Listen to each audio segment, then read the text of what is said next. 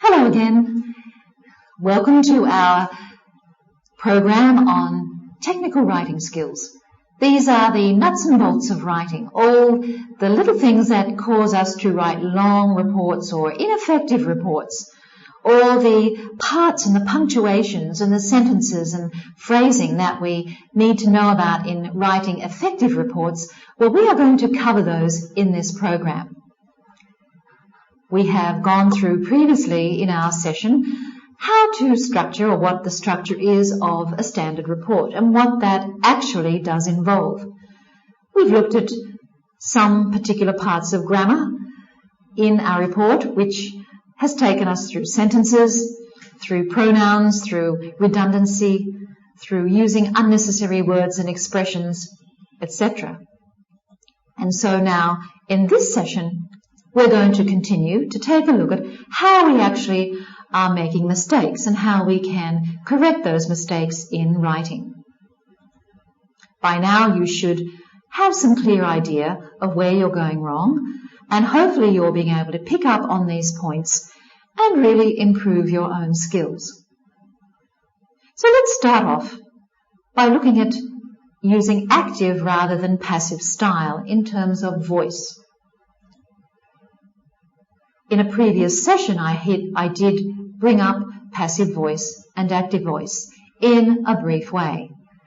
And here again, I am going to mention it to you because it definitely is one of the major areas that causes concern to lots of writers, particularly when their mother tongue isn't English. So here we see an example. I'd like you to consider these following two sentences, and this will help you out to understand active and passive style even more. Number 1, Joe tested the software. Sentence 2, the software was tested by Joe.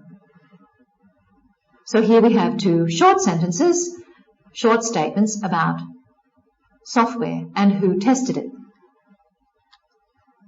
Both sentences, as I have said, provide the same information. The first is said to be in the active style. Joe tested the software. And the second is said to be passive style. The software was tested by Joe. In certain situations, it does make sense to use the less natural passive style. It could be said that if you really want to stress that a thing was acted on, if you really need to make that point, then it is reasonable to use the passive style. For example, as in, the city was destroyed by constant bombing. In this particular passive style here, you are stressing the action and what happened. For example, also in the previous style where we say the software was tested by Joe, it could be that someone's querying whether it was Joe or somebody else, and so you're saying the software was tested by Joe. So you're using passive style to make more of a point. But many writers do routinely use passive style simply because they think it's more formal and it looks better, it looks more acceptable. They think because they have longer words and it looks more formal in its style, then it is going to be much more accepted than a shorter action statement. Well, that is simply not true. The reason why it's not true is because using passive style is the most common reason for poorly structured sentences, and it always leads to longer sentences than are necessary. So, it's not really more acceptable. Shorter sentences can be acceptable as well, and are preferred over the longer, more rambling kind of sentence style with passive voice. So unless you have a very good reason for the change in emphasis or using passive style, you should always write in the active style. This is the preferred way. This is much easier on the eye, it's clearer to read, it's instant to know who is doing the action. There is much more information provided in active style. So if you're not convinced, let's take a look at the following examples, which show the improvements you can see when you switch from passive to active voice. Let's take a look at the bad column first. The report was written by Blogs and was found to be excellent. Now let's skip down to the good column, where it could be switched to active voice. It says, Blogs wrote the report and it was excellent. There is a difference. Let's look at the next example as we can see it in the bad column. The values were measured automatically by the control system. Then we can look down in the good column, which says the control system measured the values automatically. Which sounds clearer to you? Which is easier to understand from your point of view? Let's take a look at the third example in the bad column. It was reported by the manager that the project was in trouble. And if we switch to the good column, the manager reported that the project was in trouble. So here we can quite easily see the differences in style and the differences in the information that is in those particular styles. It's clear to see who is the actor, who is doing the action when you look at the good style, the active voice. Blogs wrote the report. The control system measured the values and the manager reported that the project was in trouble. Very, very clear. We can also see that the length of the sentences are shortened. So when you do consider how lengthy your report will be, then bear in mind bringing passive back into active voice as a style that you choose and you prefer to use in your report writing. Also in your letter writing as well, or indeed any writing that you do adopt. That doesn't mean passive is not correct. It can be used for certain things, but generally, as a rule to follow, it's more suggested that you take the active voice as the better way of getting your message across. It's much clearer, it's not as long, and it's very quick to see who is doing the action. That's why it's called active voice. Let's take a look at another area which can help you when you're looking at improving the way you write. Using personal rather than impersonal style. And to show you what that actually does mean, let's look at the first example here. My results have shown, etc., etc., etc. This is an example of a sentence where you use the personal style, also called first person. This contrasts with the author's results have shown, etc., etc., etc. And this is an example of the impersonal style, also called using third person, someone else, rather than yourself. Style really is a matter of choice, but it can reflect how people view you, or whether you are thinking in a rather calculated way or a very standardized way. People can gauge from how you write whether you are more inclined to go with the flow of emotions or feelings as well when you use personal or impersonal style. So to demonstrate this a little bit more clearly, let's take a look here. Let's take a look at the bad column that we see and also the good column, impersonal and personal styles. So the first example, the current research work of the author of this report is also described. Here, if we look down to the good section, we can say this in a personal style, which means or says simply, I also describe my current research work. At this same sentence, but in the personal way of saying it in the good column, we can see it as simply this. I also have described my current research work. So which do you prefer? Which do you think has a nicer feel about it? Let's take a look at the next example in the bad column. In the previous report of the authors, the rationale for the proposed method was discussed in detail. Let's look at it in the personal style in the good column. In our previous report, we discussed in detail the rationale for the proposed method. Can you see that the personal style does have a softer impact in using our and I and we? It does bring the reader closer to the subject matter in the report or in what is written.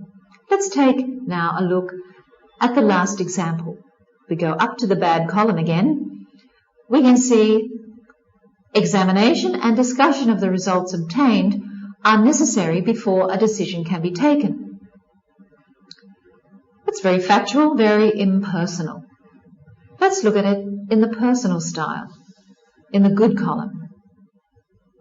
We must examine and discuss the results before we decide. It does lend a whole new feeling to those sentences and the messages that are conveyed in them. What is your preference?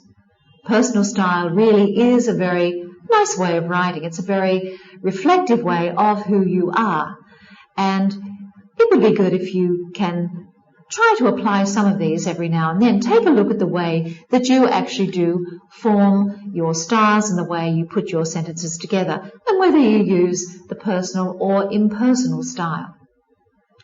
The most important reason for using first person, I and we, or the personal style is that it really does flow more naturally. It is softer. It's softer on the reader, and it does result also in simpler sentences. Things don't get complicated with added words or excessive words. So it really does pay to take a look at the styles you are using. Go back, reread some of the letters you've written. Go back and look at the reports that you have written. And indeed, take a closer look at the reports that other people are writing and that you receive as well. Start to examine their styles now that you have got an idea about a lot of the different things that come up in improving your English writing skills. Start looking at sentences and whether they're long. Start looking at paragraphs and see whether they should be lists. Look at whether bullet points should be used. And simple words and expressions, are they redundant? Are there unnecessary things? Is there repetition? And take a look at verbs and nouns as well. Do you use abstract nouns, or can you actually change to using verbs in the future? And then your active and passive voice. When you do read through reports from now on, take a look at these particular components of grammar and see how, if things were changed to a better way, whether that would really bring down the length of the report and perhaps not complicate it too much. This is what you need to do as we go through this program. Begin to take a look at things. Next up, we're going to talk about explaining new ideas clearly. How do you do that? They're new ideas, or they may be abstract concepts. So they need to be given, in some ways, special treatment. You don't want them being lost way down in the body of all the other things that you're saying in your report. You want them to stand out.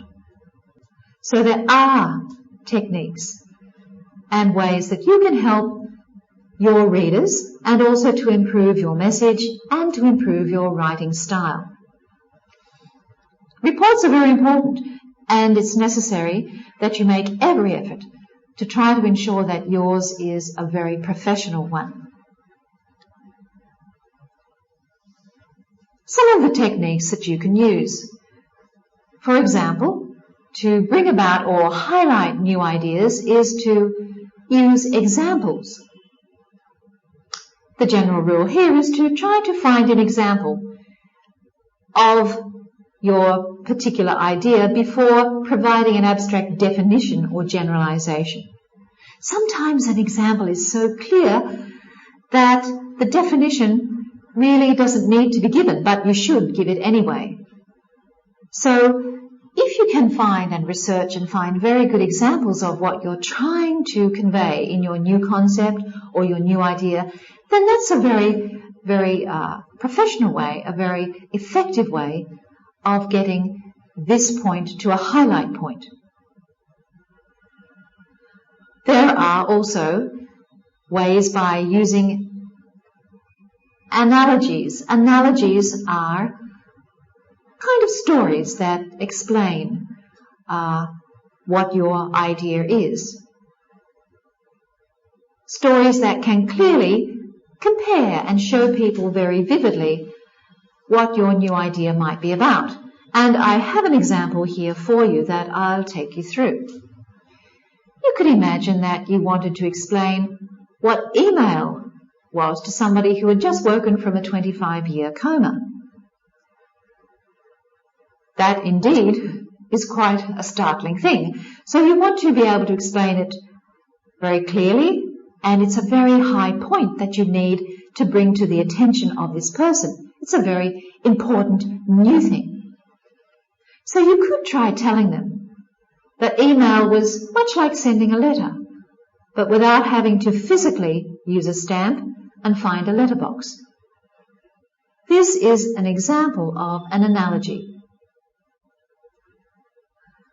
Sometimes there are ways that you can include analogies in your reports if you need to explain your ideas. Don't go on too long about it, but find an analogy that is very clear and that is very interesting, and one that people can understand immediately what you are trying to convey to them. There are analogies everywhere. So try to find them and research them and go over them with your colleagues to make sure that they are powerful, that they have real value in your report. So use analogies to bring up new ideas or new concepts. Next up, you could use diagrams. If you can provide a simple diagram that captures an abstract concept, then you really are providing a pictorial analogy. You are drawing an analogy in the mind of that person. Diagrams can be very, very effective if they are done really well. So this is something you need to look at. Use them to powerful effect. In report writing, don't just use them for showing data, etc., an analysis, but introducing those abstract concepts can be brought in by simple use of diagrams or pictures, which in a way combine with your analogies. Once you begin to use these and you become quite used to them, quite comfortable in using them, you can really master them, and they can become part of your distinctive style that you develop when you begin to write reports.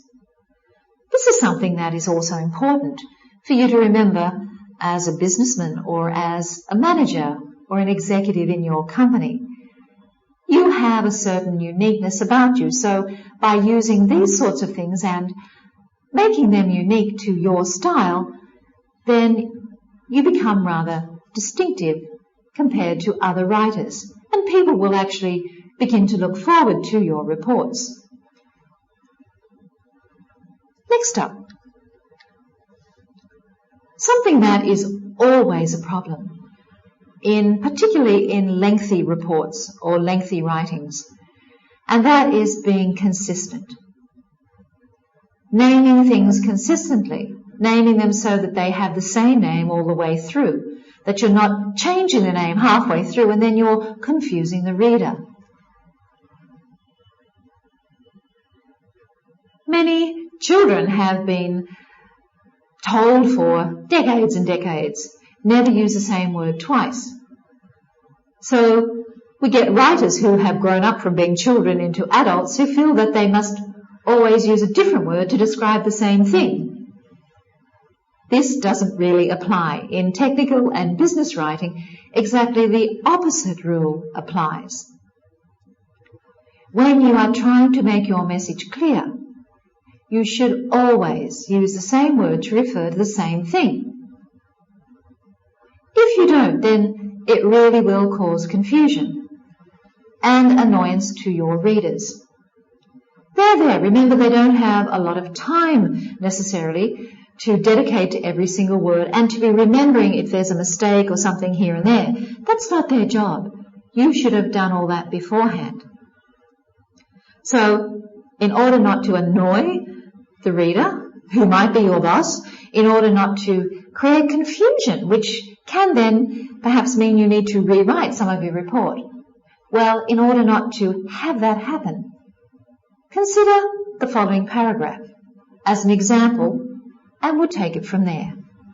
You need to be consistent. This is the point I'm trying to make. Think of consistency first. Let's read this together.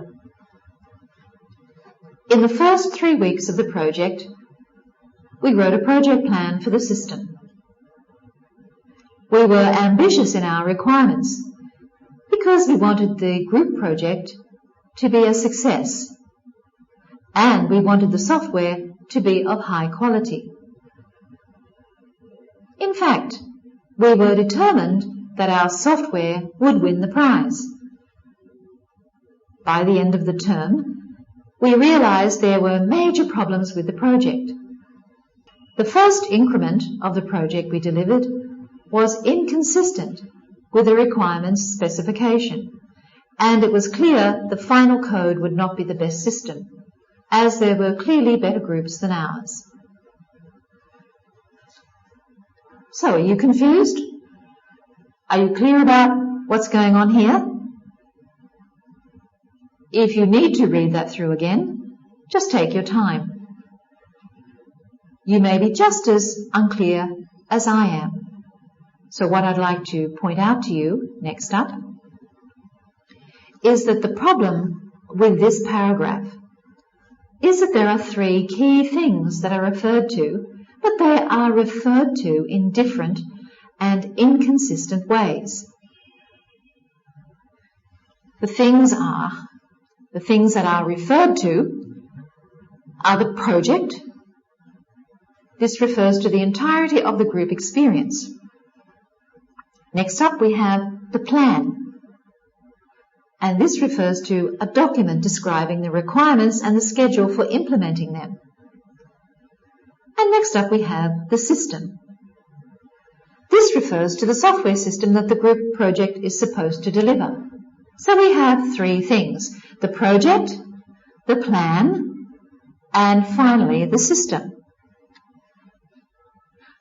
Unfortunately, when we find that these things are referred to at different parts of the paragraph as, for example, the project is referred to as project, and group.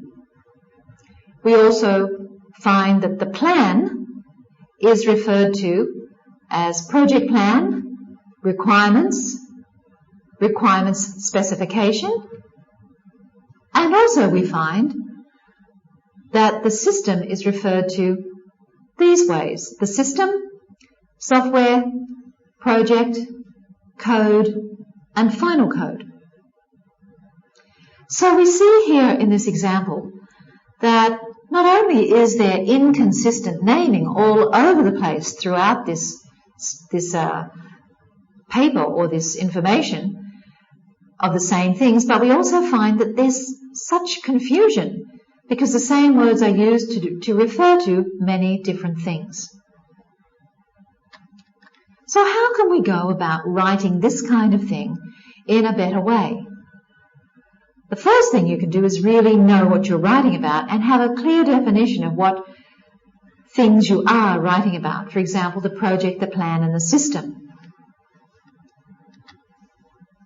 The improved text reads as follows. So let's take a look together. In the first 3 weeks of the project, we wrote a plan for the system. Our plan was ambitious because we wanted the project to be a success and we wanted the system to be high quality. In fact, we were determined that our project would win the prize. By the end of term, we realized there were major problems with the project. The first increment of the system we delivered was inconsistent with the plan, and it was clear the final system would not be the best system, as there were clearly better systems than ours. Here you can see a much clearer way of writing this information. Here you can see consistency with the use of project, plan, and system. And this comes right back to the writer. Thinking before he writes, you thinking before you write, and having clear definition of what your words mean. If you are not sure about them, then change them. You do need to be certain of their meaning so that you can convey them very, very clearly throughout your report.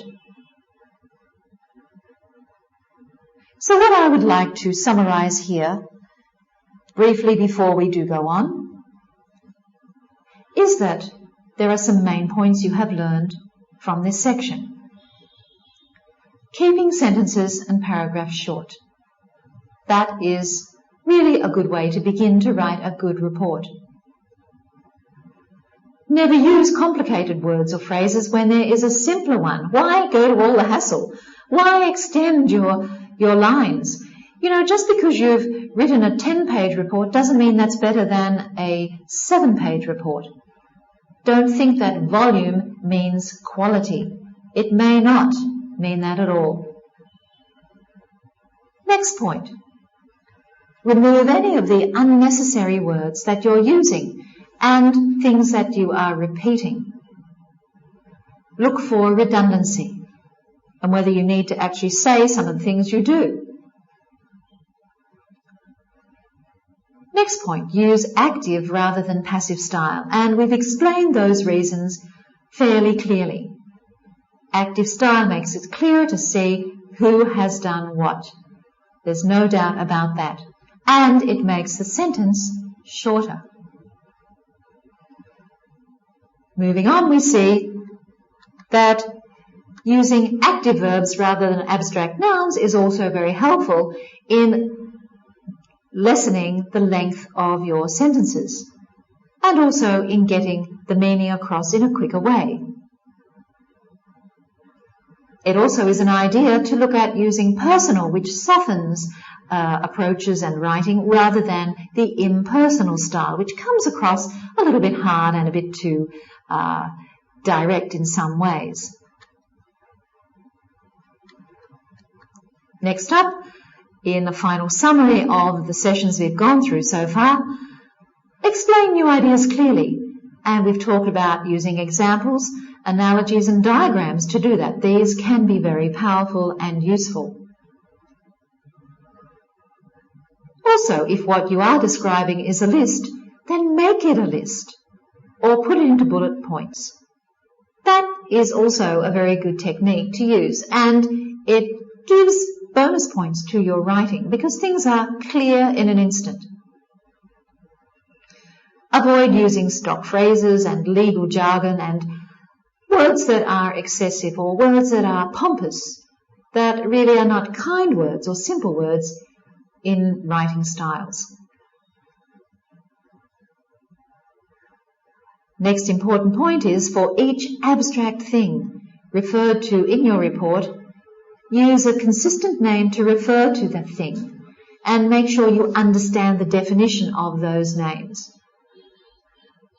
So ignore the rule that says you should never use the same word twice. Be very wary of that. So these highlights, these points that we've gone through together in this session and the previous session really do mean that you do have potential to learn, and you do have potential to be able to create a very effective report, and also to be able to win your boss's marks in terms of making things very clear so that he can read that report with ease and quite comfortably, and he can come to the points that you really want to discuss in the body of that report. Moving along now into the next part of this session. Included in report writing are things like abbreviations. We do tend to use them. Some people use them excessively, and their report looks like a mathematical or a scientific formula rather than a report on a certain subject. When we talk about abbreviations, never write, for example, approx for approximately.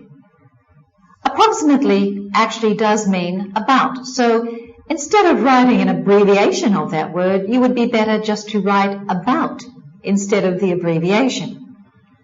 The same thing goes for the words like info for information or intro for introduction.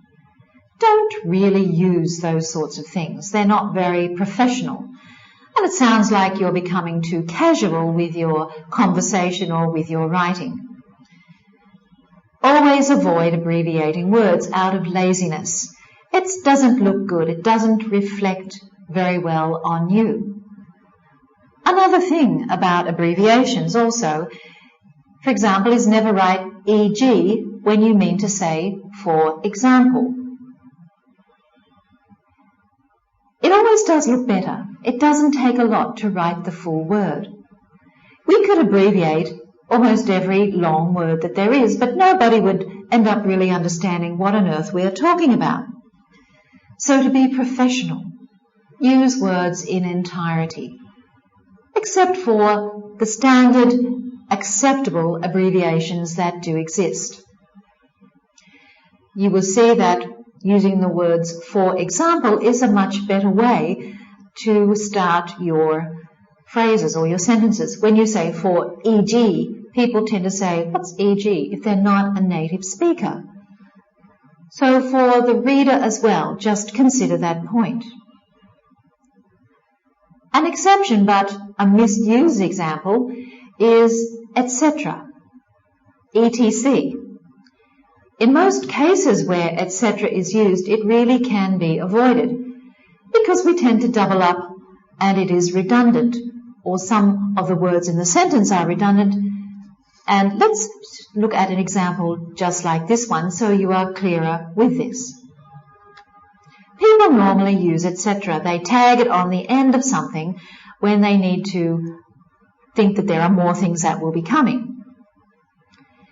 For example, the words or the phrase, he eats lots of fruit, such as apples, oranges, bananas, etc.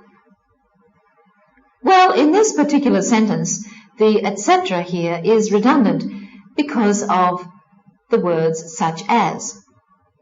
If you are using etc., then the correct way to write that sentence above would be, he eats lots of fruit, apples, oranges, bananas, etc. That is the correct usage. So you see, we fall into bad habits. All the time we are doing this, and we don't correct our mistakes. Our parents used to correct us when we were growing up as little kids. But as we've grown up and become adults, we don't correct our mistakes ourselves, so we keep making the same mistakes. This is what I'd like to highlight to you when we go through this particular program. Try to think of the mistakes that you're making. Look at them, make note of them, and then look at ways of improving them. Another example here for you is a long title, such as Tottenham Hotspur Football Club. Now that is quite long. It's quite a mouthful, we say. If you use it only once in a document, however, then that is acceptable to use it in entirety. It should not be abbreviated. If you do, however, want to use the Tottenham Hotspur Football Club more than once, then it's quite acceptable that it can be abbreviated to its initials, THFC.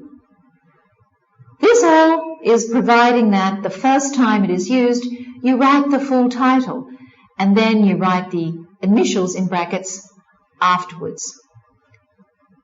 So this makes it clear when you go through a report that you then know, and the reader knows, that THFC, for every time after the first time you mention it, when they see the parentheses and THFC in those parentheses, they know you're going to use it again in the report. And therefore, when they come across it, they know what it stands for. So this is the correct way to use abbreviations, particularly of lengthy names. But do highlight it in brackets in the beginning, so that's an indication to the reader that it's going to be used. I'm sure that this comes across in your business dealings.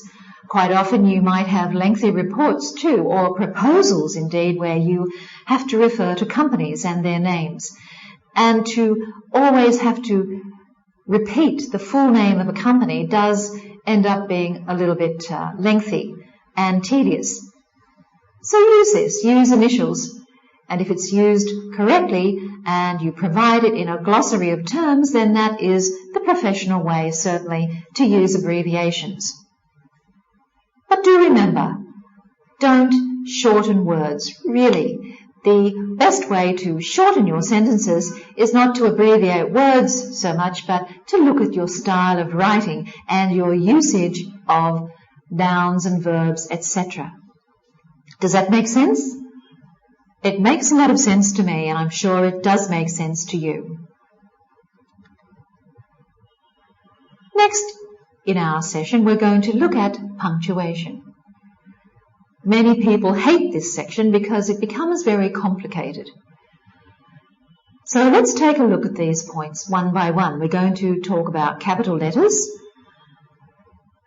lower and uppercase. We're going to talk about apostrophes, commas and exclamation marks. Firstly, to capital letters. Sometimes people use capital letters much more than they actually do need to. And it is important that you begin to notice when they should and should not be used, because it will reflect on your level of command of the language. Usually we do use capital letters for beginnings of sentences. Now that makes sense, of course, and also for proper names. People's names, places, names of places, etc. Companies' names, etc.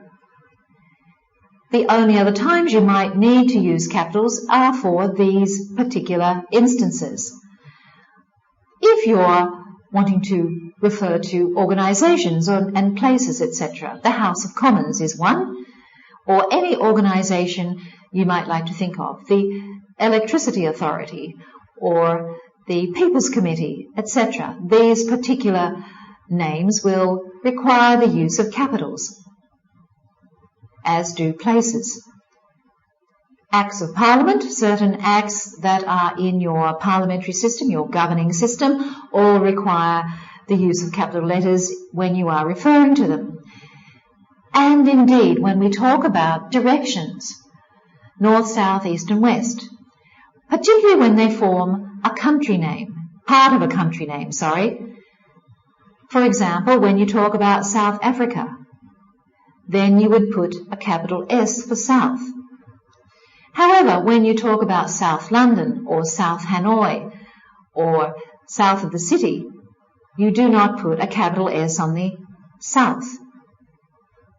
So when they form part of a country name, you give them a capital letter. Other than that, they do not normally require a capital letter. You would use capitals also with titles when they are used with the name, but otherwise you would not. For example, the Duke of York. You would put it capital D and capital Y. However, when you talk about the Duke, you would not really put a capital D for the Duke, because you're not connecting his name with that particular way of using the Duke. Some periods in history, the Black Death or the Renaissance, the Cold War, for example, and religious references as well. So be very careful how you do use capital letters when you're writing. You don't need to fill your pages with capital letters. Just remember the few general rules, and if you're in doubt, then don't use it. That's a simple rule to follow. Next up, apostrophes also exist in the English language, and sometimes they can cause great confusion.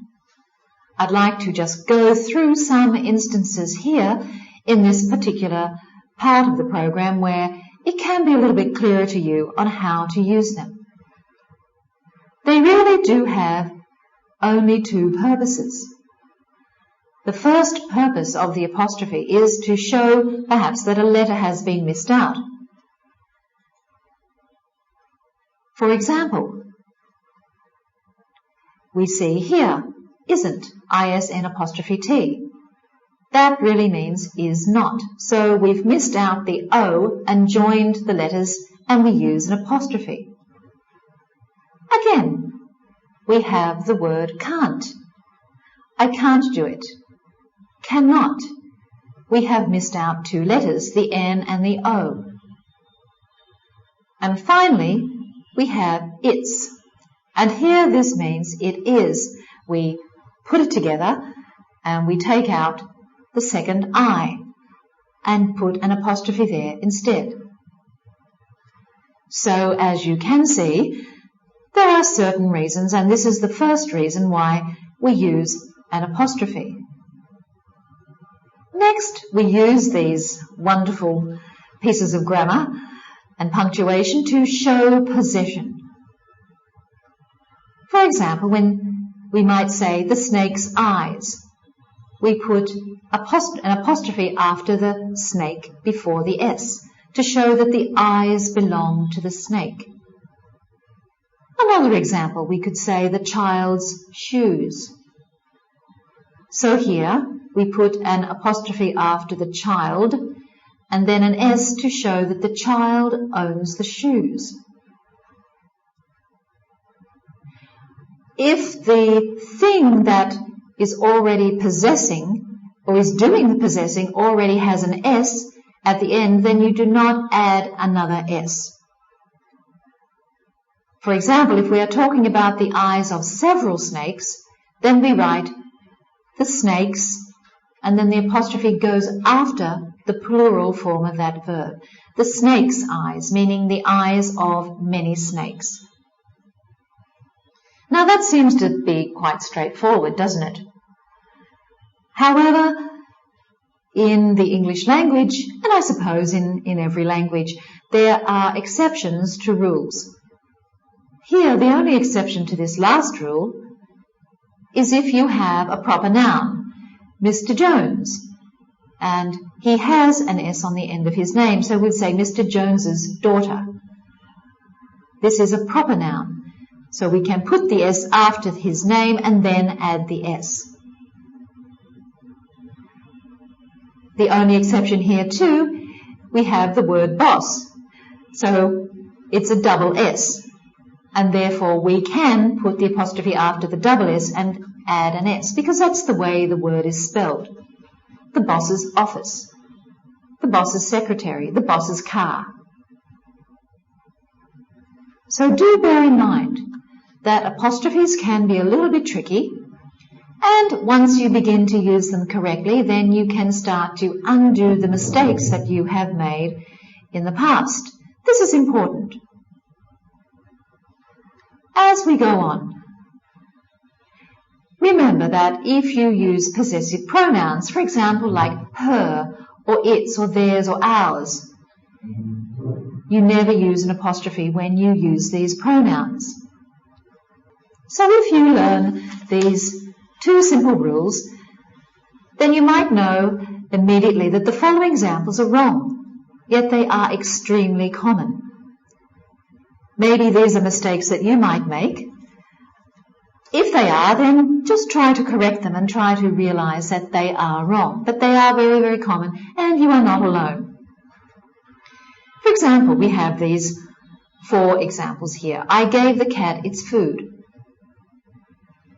Its here is incorrect to put an apostrophe there, because that means it is. So this is wrong. You don't need to use an apostrophe in this particular case. Another example, I like tomatoes. This is definitely incorrect, but it's very, very common to see. There's no apostrophe needed. You just need to put the S on the end to make it plural. The tomato is not owning anything. Another common mistake, and this comes with using dates and years. In the 1960s, well, here again, you do not need to use an apostrophe. You just put the S on the end because there's no possession. And again, we see in the last example, all the departments were represented. There's no possession involved, so there's no need for an apostrophe. If you said the department's head was present at the meeting, then you would need an apostrophe after department, because there is possession. The department possesses the head. So there we see it. Common mistakes that really can create concern when people are reading a report. Not major concern, but it is important to ensure that you know how to use apostrophes. Try to take away all the mistakes that you're making, look through your previous reports, as I have said, and see how you can begin to improve on your technical writing skills and the correct way to use some of these punctuations. Next up, we take a look at our friend the comma. As we've seen earlier in this program, commas can create problems. Commas can also be friends. If you do follow some simple principles, you'll find that you'll need to use fewer commas because you are writing shorter sentences.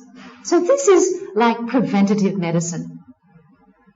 So it's a bonus. If you start to use shorter sentences, then really, quite honestly, you won't be using commas as regularly as you have been in the past.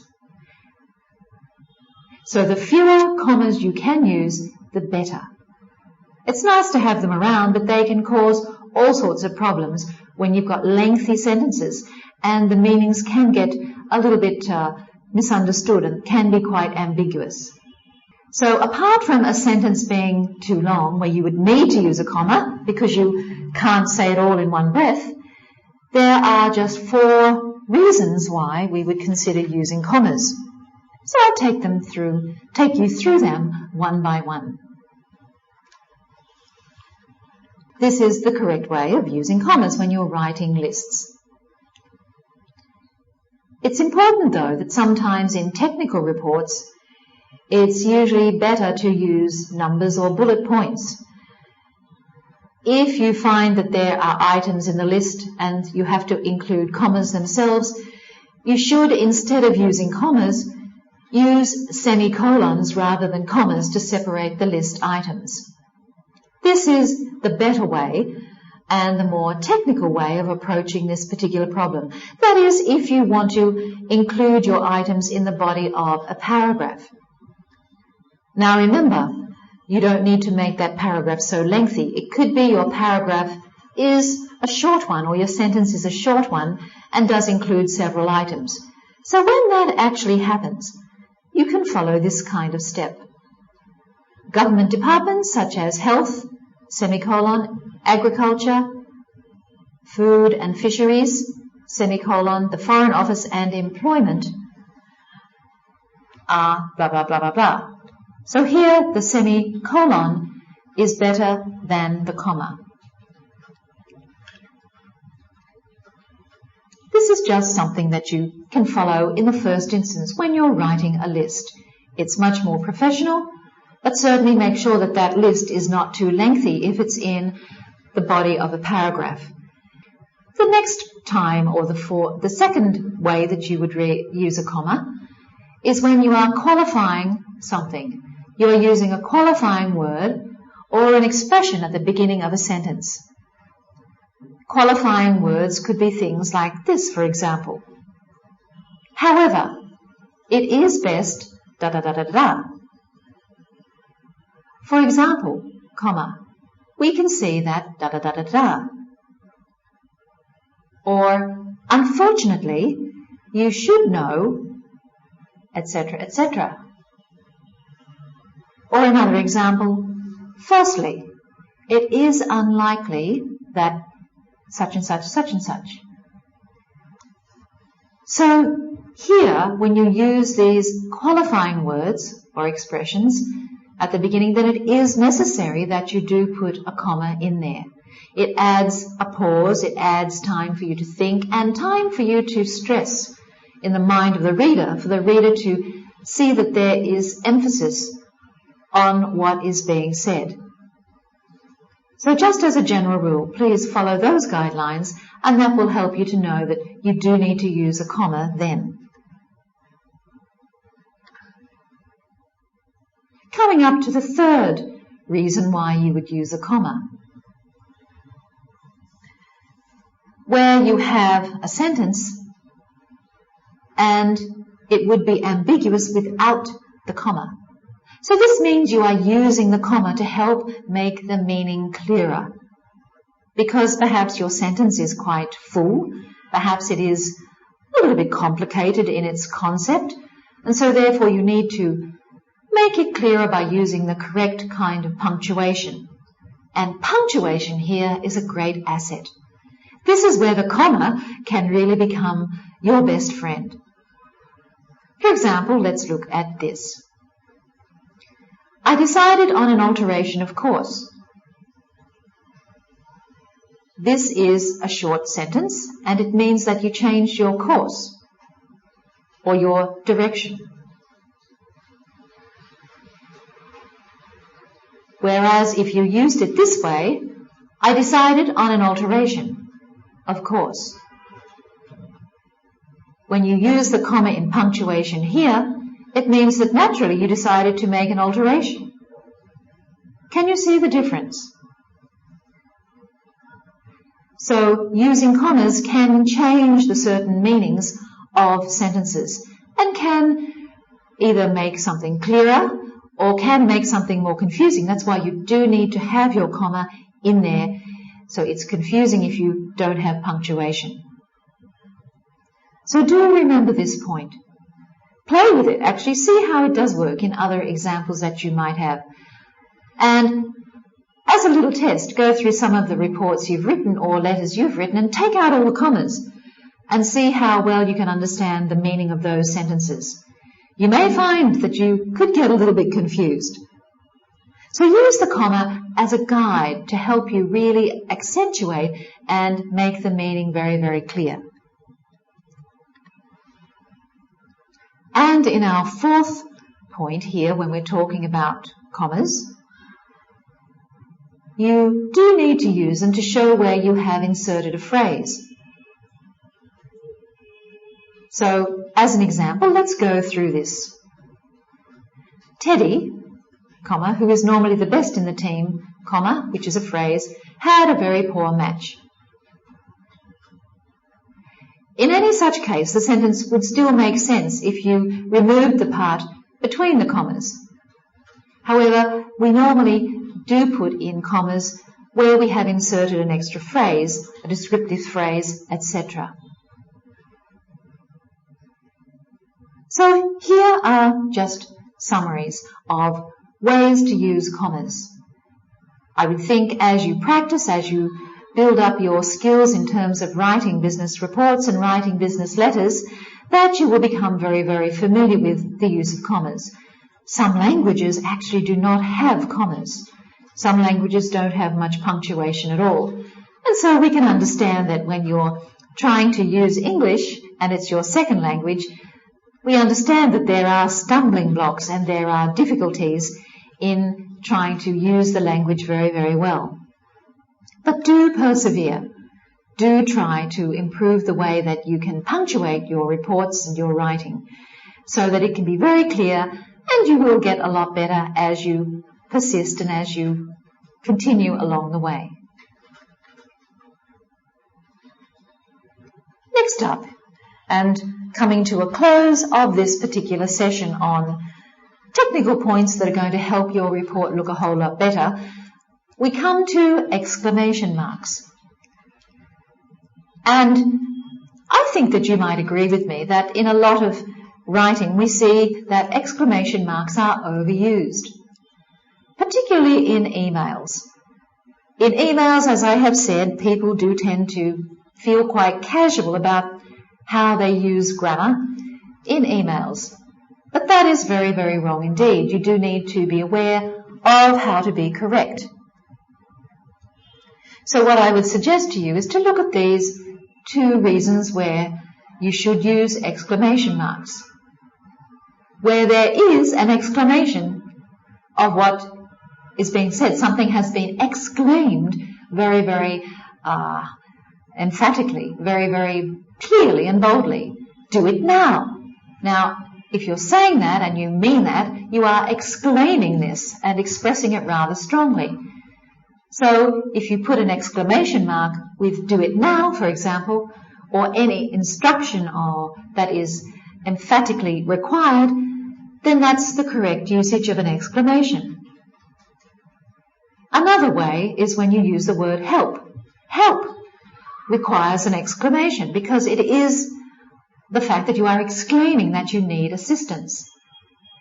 The second point about exclamation marks is as in the mathematical notation for the factorial function. Now, this may not concern you at all. Perhaps you don't really know about this, but as in the number 4 is equal to the number 24, if you need to define that number 4 more clearly when you're talking in mathematical terms. But generally, as a rule, you only really use it in your particular area of concern when you do need to emphasize something that is an actual exclamation itself. So just follow that and you'll find that you won't really get into trouble. And if you're not sure, then don't use it at all. That is the best rule to follow. So you should never really also use exclamations to imply that something was supposed to be funny. A lot of people do this. They have this habit. But it is a little bit annoying. And if the sentence was funny, the reader should have found out without having been told with an exclamation mark to laugh. That's just quite common sense, isn't it? If the message is not there anyway, they're not going to laugh. So an exclamation mark may not help you anyway. If the sentence was not funny, the exclamation mark will have simply confirmed to the reader that you are a poor writer. Maybe you're the only one who thinks that particular statement is funny. So either way, actually, you do lose in the eyes of the reader. It simply doesn't look professional. And certainly in business writing, you don't need to use it. You need to be able to use the right words in order to get your message across, rather than thinking that an exclamation mark is actually going to help you. Do be careful of this. And if you do see numerous exclamation marks after something, then really ignore that. The writer really is being excessive and being demanding and not very professional at all. So here we come to a summary. Just a few other points to help you on your way as you continue to write in your daily activities, in your role as a manager. As you try to improve your skills, let's go through these points in summary. The only real way, and unless you are a very magnificent speller, to avoid spelling errors and incorrect vocabulary is to use a spell checker or a dictionary if you are unsure. There are common examples of words that cause errors, and you can learn these as well. So really do rely on this tool. If you don't use it, then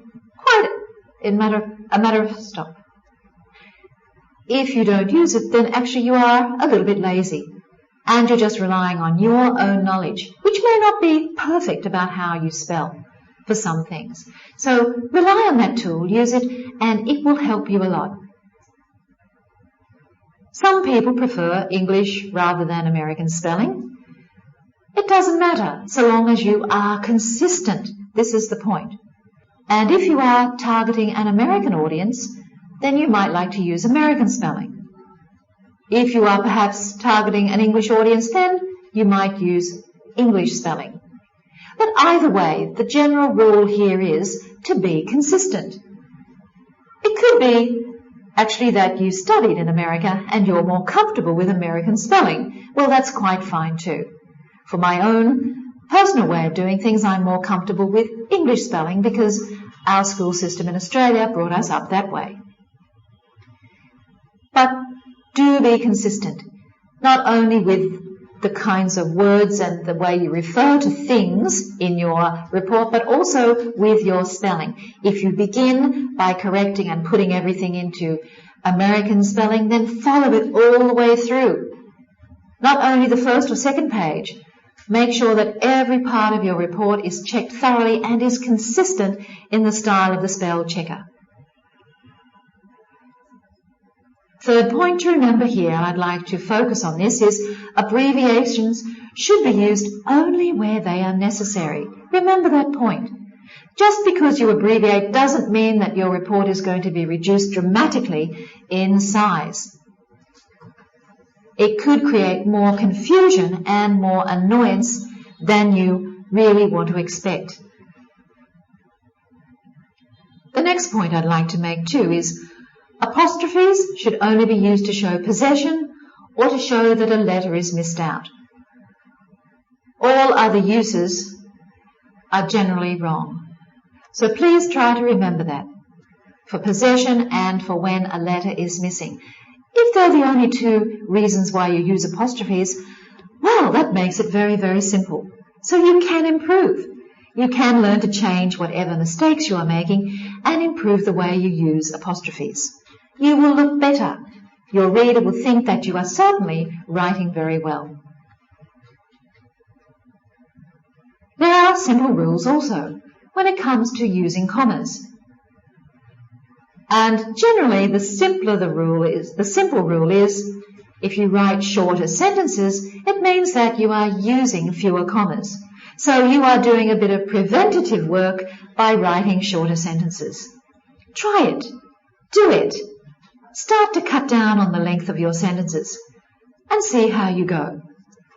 You never know until you actually try and apply these particular skills in your writing style. So also, finally here, with exclamation marks, apart from special use in mathematics, and that may not apply to you, you should only use an exclamation mark in an exclamation. The noun exclamation comes from the verb to exclaim, to say with surprise. So never use it to tell the reader that a sentence was supposed to be funny. Please never use it that way. If you do, then people are really going to think second thoughts about you and how you write your reports and the style that you use, and also how professional you are. So, in closing this particular session, I would like to say that no matter how poor you think your writing skills are, and believe me, I do understand that where English is a second language, a lot of people are quite unsure of their ability, and they don't have confidence sometimes in putting things in writing. But please don't be too worried about that. No matter how poor you might think your skills are, you can really learn to improve them. And you can prove that to yourself by trying. Don't forget that good technical writing, and I mean using the grammar, using the punctuation, using ways of making paragraphs and sentences make much more sense. Good technical writing is about using plain English. That's so simple. And if you adopt that attitude, then surely this is not going to be any problem to you. This is much easier than the writing style many of you will have been taught at school. You don't have to know many long words and use long words and complicated phrases. You don't have to know that. You do not have to make your writing more interesting by thinking of different ways to describe the same thing. Remember that too. You don't need to repeat and try to elaborate on the same thing many times. In fact, the simpler and the shorter you make things, the simpler your sentences, the shorter your sentences, the more likely you are to produce reports that get results. Reports that are really valuable, and reports that your boss will say, well, job well done. He'll say, that was a very interesting report and a very valuable one. It gave me all the information I need, and I now know the recommendations that you're making, and we will act on them. That is the name of the game. You want to get results. And the way you use your language is certainly going to contribute to that. So please do remember, there is hope. Don't give up. There are a lot of parts to learning grammar, and in this particular program, we certainly have touched on only a few of those things. There are many other components that we can add on in later programs, but this part of the program is designed to help you get a kickstart into feeling confident and to looking at some of the most common areas that cause writers concern. I hope that this session has provided you with a number of easy-to-use guidelines so that you can improve your skills. Certainly take these points with you, practice them. That is one of the main things you can do. Don't put them in the drawer and lock them away for eternity. You need to practice these things, just like you need to practice changing your behaviors or the way you speak or the way you use your body language. You need to practice skills to make them better, to make them perfect. And certainly with these kinds of skills, you can see them in black and white on paper. And therefore, it makes that whole process much easier to do. Thank you very much for your attention in this part of our program. I do hope by now that you are very well versed in what business letter writing is all about, and that you now have more ways of improving your particular writing skills with concerning grammar and punctuation and so forth. So please do use them, and I certainly look forward to seeing you again in one of our next sessions. Thank you very much for your kind attention.